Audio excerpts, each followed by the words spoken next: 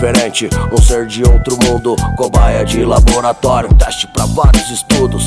Mais um descendente de família pobre, destinado a sofrer na terra do sacode. País do carnaval, puteiro a céu aberto, pra elite eu sou mais um sem futuro indigesto. Correndo atrás do resto que o caminhão vem trazendo, agradeço o alimento que já passou do tempo. Toneladas de garrafa pra levantar um qualquer, vulnerável a doenças, meus filhos, minha mulher. Seringa, bisturi, latas, garrafas de pinga.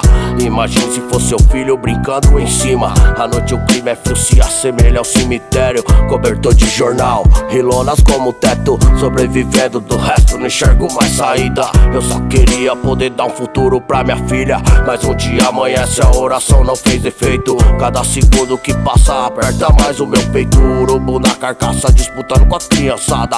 O almoço do dia, salsicha estragada, não causa comoção, mínima preocupação. Pra quem tá no poder é somente mais um caixão que foi doado como se fosse esmola. Morto sem ter nada, tio, nem direito à cova. Me sinto diferente, um ser de outro mundo, cobaia de laboratório, teste pra vários estudos. Sobrevivo do resto, sobrevivo como bicho. O meu almoço vem do caminhão de lixo. Me sinto diferente, um ser de outro mundo, cobaia de laboratório, teste pra vários estudos. Sobrevivo do resto, sobrevivo como bicho. O meu almoço vem do caminhão de lixo. Queria tá na escola, aprendendo o ABC, não tá chorando, rezando pra achar o que comer. Queria ter brinquedo, tomar café da manhã, não ter que cuidar do pé da minha irmã que se cortou enquanto juntava a garrafa pra poder ir pra escola pra comprar uma sandália. Não consigo entender por que tanta miséria, porque só come bem aqueles que impera.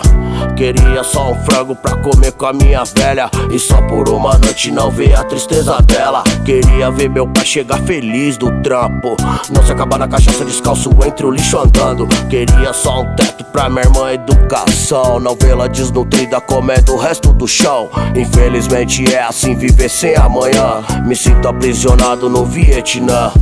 Me sinto diferente, um ser de outro mundo, cobaia de laboratório, teste pra vários estudos. Sobrevivo do resto, sobrevivo como bicho. O meu almoço vem do caminhão de lixo. Me sinto diferente, um ser de outro mundo, cobaia de laboratório, teste pra vários estudos. Sobrevivo do resto, sobrevivo como bicho. O meu almoço vem do caminhão de lixo.